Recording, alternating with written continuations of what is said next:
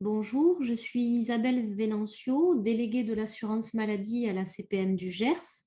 Je vous propose aujourd'hui un diaporama commenté des principales mesures de l'avenant 8 et plus précisément celles qui portent sur le bilan de soins infirmiers.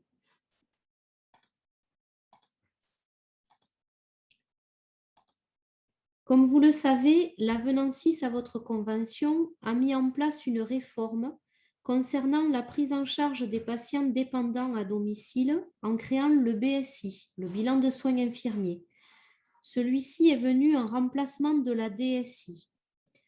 Pour rappel, avec le BSI, il a été mis en place une nouvelle tarification des soins avec 3 niveaux de forfait journalier, léger BSA, intermédiaire BSB, lourd BSC en remplacement des AIS.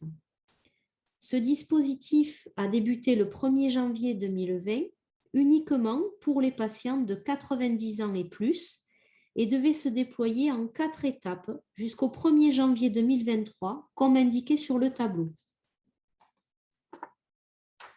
L'objectif de cette mise en œuvre par étapes était de permettre aux partenaires conventionnels de mieux suivre la mise en œuvre de la réforme, ainsi que son impact financier et de réévaluer si besoin le dispositif.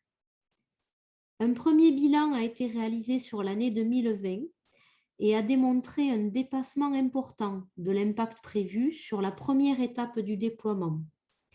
C'est pourquoi les partenaires conventionnels ont décidé de reporter les étapes suivantes et de signer un nouvel avenant afin de réviser les conditions.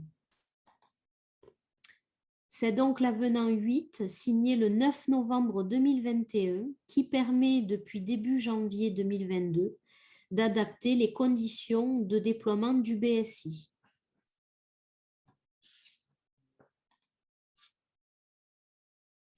C'est ce que je vous propose de voir de suite. Comme vous le savez, depuis le 1er janvier 2022, pour toute nouvelle prise en charge d'un patient dépendant nécessitant des soins infirmiers, et ce, quel que soit son âge, vous devez réaliser un BSI à la place de la DSI. Pour rappel, un BSI se réalise tous les ans et non pas tous les 3 mois comme la DSI.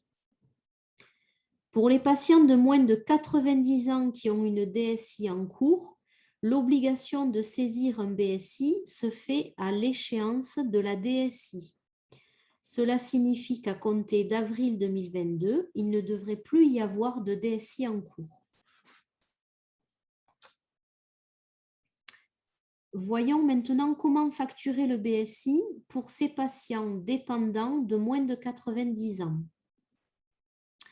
La saisie du BSI sera réalisée et facturée selon les mêmes modalités que vous connaissez déjà pour les patients de 90 ans et plus, à savoir un BSI initial à 25 € avec une cotation DI 2,5, un BSI renouvelable après un an à 12 € avec un DI 1,2, un BSI intermédiaire à 12 € avec un DI 1,2.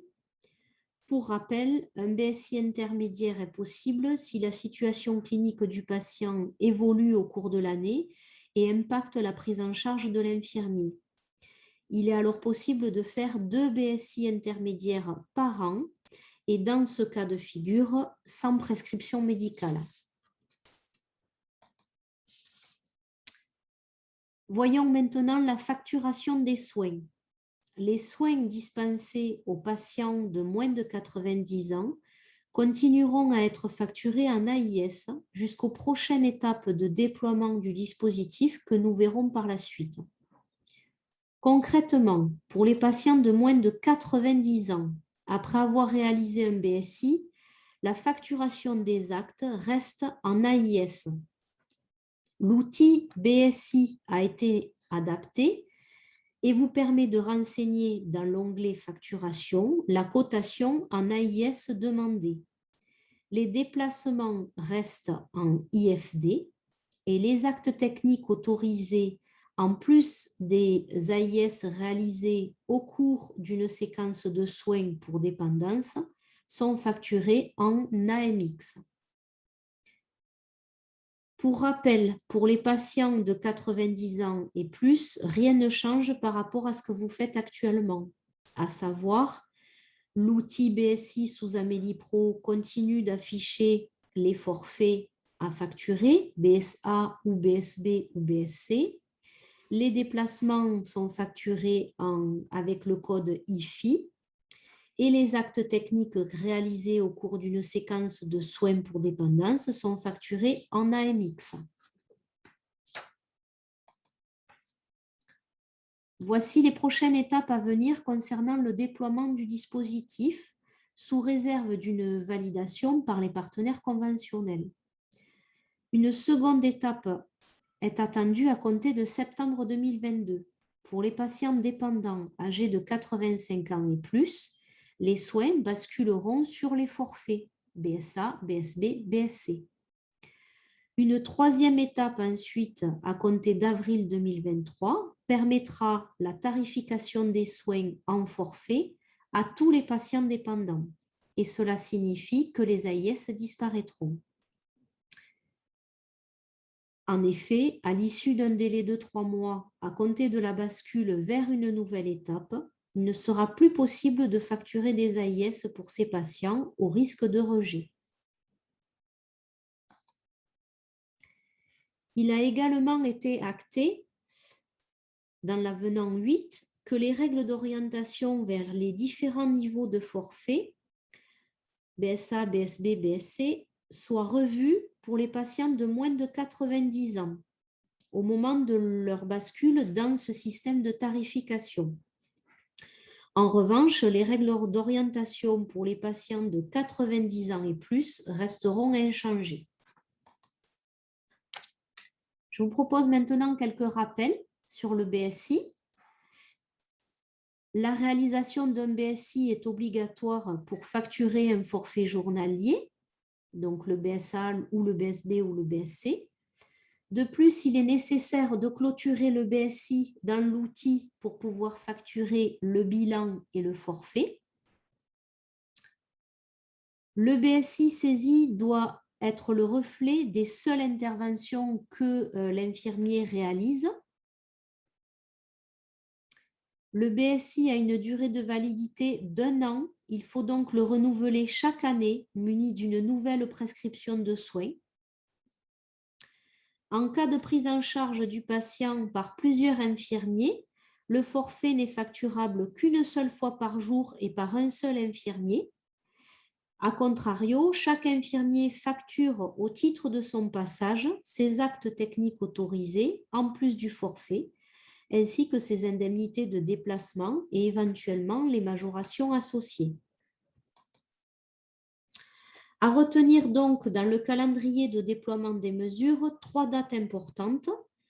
La première, donc, qui est le lancement à blanc sans facturation des forfaits pour tous les patients de moins de 90 ans, donc depuis le 1er janvier 2022. La seconde étape, qui est le passage au forfait BSI pour les patients de 85 à 89 ans prévu en septembre 2022. Et la généralisation des forfaits BSI à l'ensemble des patients dépendants, quel que soit leur âge, à la date prévisionnelle du 1er avril 2023, qui sera donc la troisième étape.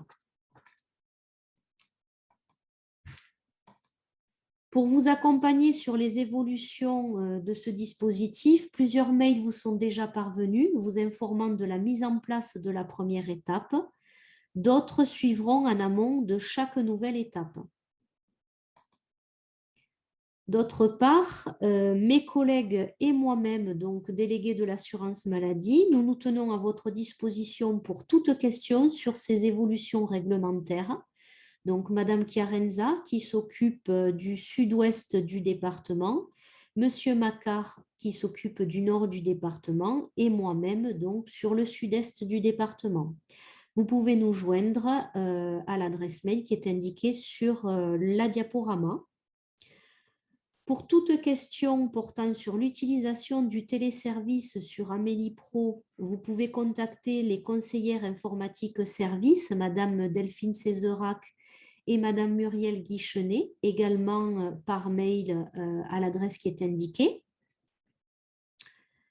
Pour des questions spécifiques de cotation liées à la nomenclature, vous pouvez joindre le service médical par téléphone au 3608 ou par mail à l'adresse indiquée sur le diaporama. En vous remerciant pour votre écoute et en restant à votre disposition.